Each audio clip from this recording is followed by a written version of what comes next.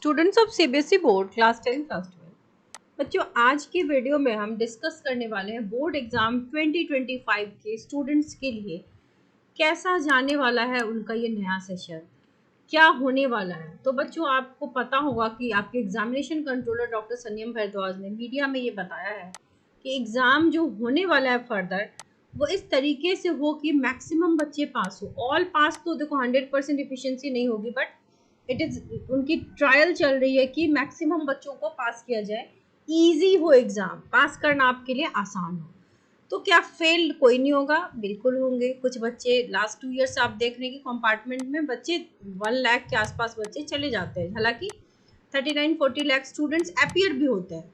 तो ऐसा क्यों होता है? तो फर्स्ट ऑफ ऑल वो बच्चे कंपार्टमेंट की कैटेगरी में जाते हैं जो कि या तो आप एग्ज़ाम में एब्सेंट हैं, ठीक है, तो फिर तो देयर इज़ नो चांस। दूसरी पॉसिबिलिटी है कि आपने पेपर खाली छोड़ दिया, ठीक है, तो भी कुछ नहीं हो सकता।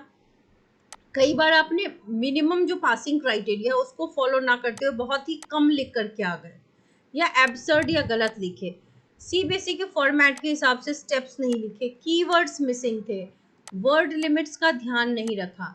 इन सब चीज़ों का अगर आप ध्यान रखेंगे तो आपका पास करना बिल्कुल आसान है। It is not a big thing. Passing criteria क्या है सीबीएसई की? सीबीएसई की जो कमिंग सेशन है उसकी पासिंग क्राइटेरिया बेटा ये है कि आपको 33% चाहिए पास होने के लिए। क्लास 10th के लिए इजी है ये, और क्लास 12th के लिए डिफ़िकल्ट है। अब ये क्यों इजी है 10th के लिए और डिफ़िकल्ट है 12th के लिए? 10th वालों को थ्योरी प्लस प्रैक्टिकल मिला के लाना है 33। प्रैक्टिकल आपकी 20 मार्क्स की है, इसमें आपको 18 से 20 नंबर तो टीचर दे ही देता है। दैट मीन्स कि थ्योरी में अगर आप 13 to 15 भी लाते हो तो you definitely pass the exam. इसीलिए 10th की रिजल्ट बहुत अच्छी आती है। कमिंग टू 12th में क्या है कि थ्योरी और प्रैक्टिकल में सेपरेटली पास होना है। This is the basic difference. Practical अगर 30 मार्क्स की है या 20 मार्क्स की है या इंटरनल असेसमेंट, तो 30 में देखो टीचर आपको 28 से 30 दे देता है, 20 में 18 से 20 तक मिल ही जाता है। तो यहाँ तो 33 से ज़्यादा बच्चे ले ही आते हैं, बट थ्योरी में क्या है, जो 70 मार्क्स की थ्योरी है उसमें आपको 23 लाना पड़ता है, और 80 मार्क्स की थ्योरी में आपको 26 मार्क्स मिनिमम लाने पड़ते हैं। इसीलिए क्लास 12 की criteria at a little difficult है, लेकिन कॉपी चेकिंग जो है वो बहुत ही लिबरल तरीके से होने वाली है। आपको स्टेप्स के नंबर मिलेंगे। मान लो कोई न्यूमेरिकल है, ठीक है, सपोज एक न्यूमेरिकल है, जैसे आप जानते हो speed is equal to distance by time, बहुत ही छोटा सा फॉर्मूला ले लिया। मान लो क्वेश्चन में स्पीड दिया हुआ है, डिस्टेंस दिया हुआ है, टाइम निकालना है। तो सबसे पहला स्टेप क्या होगा? आप गिवन लिखोगे, speed is equal to this, distance is equal to this, time निकालना है। इसके बाद तो इस स्टेप के आपको आधे नंबर मिलेंगे। अगला स्टेप है फॉर्मूला। अगर आपने ये फॉर्मूला लिख दिया, इसके भी हाफ मार्क्स। थर्ड स्टेप क्या होगा? आप यहाँ पे इसकी वैल्यू पुट करोगे, ठीक है। और फाइनल स्टेप जिसमें आप रिजल्ट निकालोगे कि time is equal to this seconds या minute, whatever it is. तो चारों स्टेप के आपको अलग अलग नंबर मिलते हैं। कई बच्चे क्या करते हैं, स्टेप स्किप कर देते हैं, तो फिर वहाँ पर टीचर नंबर काट लेगा। तो कॉपी चेकिंग में आप कीवर्ड्स का ध्यान रखो, वर्ड लिमिट्स का ध्यान रखो। अगर 150 वर्ड्स में आंसर लिखना है तो your answer should range between 140 to 160, ठीक है। बहुत कम भी नहीं कर दो, बहुत ज़्यादा भी नहीं कर दो, इससे दिक्कत होती है। अगर आपके एडिशनल सब्जेक्ट है 5 सब्जेक्ट से ज़्यादा, तो उसका बहुत बेनिफिट होता है। पहला बेनिफिट ये है बेटा कि आपको 5 सब्जेक्ट में अगर आप पास हैं तो आप पास हैं। मान लो किसी बच्चे के 6 सब्जेक्ट में वो 5 में पास हो गया, 1 में पास नहीं आए, तो भी आपका रिजल्ट ओवरऑल आपको पास दिखाएगा। और एक सब्जेक्ट में आपकी आएगी repeat theory which is RT. आपकी मर्जी आप दें या ना दें वो पेपर, ठीक है। इसके अलावा बेस्ट ऑफ 5 में भी मान लो कि 6 सब्जेक्ट है, जिसमें से 5 जो बेस्ट मार्क्स हैं उसको जोड़ के आप अपना परसेंटेज बना सकते हो, तो उससे भी बहुत फ़ायदा होता है। तो this year it is going to be very easy. और न्यू एजुकेशन पॉलिसी जो है, that is just to encourage student. New education policy जो 2020 की है वो रिवाइज पॉलिसी है, जो कि ये कह रही है कि ना हम टॉपर्स लिस्ट जनरेट कर रहे हैं, ना हम परसेंटेज दे रहे हैं। सीबीएसई ऐसा कुछ नहीं करे जिससे बच्चों के बीच कोई नेगेटिव कंपटीशन हो या उनके माइंडसेट पे कोई असर पड़े।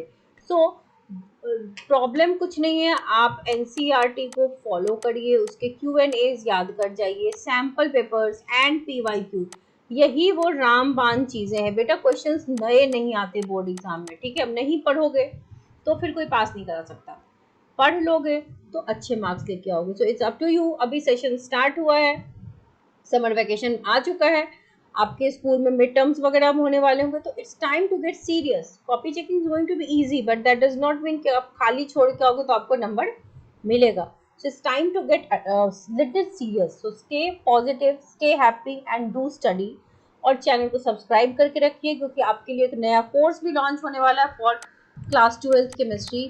जो बच्चे इंटरेस्टेड हैं कोर्स ज्वाइन करने में, वो कमेंट सेक्शन में मैसेज डाल सकते हैं। So wishing you all the very best. Students of CBSE board class 10 class 12, बच्चों एडमिट कार्ड को लेकर के कंपार्टमेंट के स्टूडेंट्स में बहुत ज़्यादा घबराहट हो रही है कि एडमिट कार्ड कब आएगा। ठीक है, कंपार्टमेंट यानी कि प्राइवेट वाले बच्चों को, हो तो रेगुलर बच्चों को भी रही है, लेकिन रेगुलर कैंडिडेट्स जो है, अभी जो कंपार्टमेंट होगा वो फर्स्ट कंपार्टमेंट भी होगा और थर्ड कंपार्टमेंट भी होगा। फर्स्ट कंपार्टमेंट रेगुलर कैंडिडेट्स यानी कि जिनका बोर्ड 2024 में था और वो पास नहीं हो पाए, तो इनका सब कुछ स्कूल के थ्रू होगा। और थर्ड कंपार्टमेंट जिनका बोर्ड 2023 में था वो तब नहीं पास हो पाए, फिर कंपार्टमेंट हुआ वो नहीं पास कर पाए, अभी जो बोर्ड वाले बच्चों के साथ सेकेंड कंपार्टमेंट दिया वो भी क्लियर नहीं हुआ, and this is the last chance. तो एडमिट कार्ड इनकी कब आएगी? सो बच्चे परेशान चल रहे हैं। अब लास्ट ईयर का बेटा सर्कुलर देखो, लास्ट ईयर जो एग्जाम था वो 17 जुलाई को था 2023 में, दिस वाज द सर्कुलर, और 7 जुलाई को आपकी एडमिट कार्ड इशू हो गई और सीबीएसई ने सर्कुलर दे दिया। यानी कि 10 दिन का गैप था आपके एग्जाम और एडमिट कार्ड के बीच। तो ये 2023 की बात थी। 2024 में क्या है बेटा, 15 जुलाई से एग्जाम स्टार्ट है, तो 10 दिन का गैप लो तो 5 जुलाई तक आपका एडमिट कार्ड आ जाना चाहिए। So first week of July रख लो, एडमिट कार्ड 100% आ जाएगा। यानी कि सीबीएसई एक week before the exam, just like JEE NEET CUET वो देती है। तो लास्ट ईयर का सर्कुलर कहता है कि रेगुलर कैंडिडेट्स के लिए admit cards will be available in their school और LOC portal from where schools can download the admit card. ये रेगुलर कैंडिडेट्स के लिए सर्कुलर इस साल भी ऐसा ही आएगा, बस डेट 23 की जगह पे 24 हो जाएगा, बाकी सब सेम रहेगा। प्राइवेट कैंडिडेट के लिए क्या होगा, एक लिंक है जो सीबीएसई जारी करेगी और इस लिंक पे ही प्राइवेट कैंडिडेट्स लॉगिन करके अपना एडमिट कार्ड डाउनलोड करके प्रिंट निकालेंगे, और याद रहे सिग्नेचर भी करवाएंगे सेंटर पे जाके। सिग्नेचर किए बिना आपका एडमिट कार्ड वैलिड नहीं होगा और आप एग्जाम नहीं दे पाएंगे। ठीक है, तो आपको एडमिट कार्ड मिल जाएगा जुलाई के फर्स्ट वीक में। अब ज़्यादा समय नहीं रहा, June is going to end. So keep studying और अच्छे से पढ़ते रहो। ये सारी इन्फॉर्मेशन आपको हम देते रहेंगे ऑन टाइम, तो चैनल को सब्सक्राइब करके रखो और स्टडी वेल।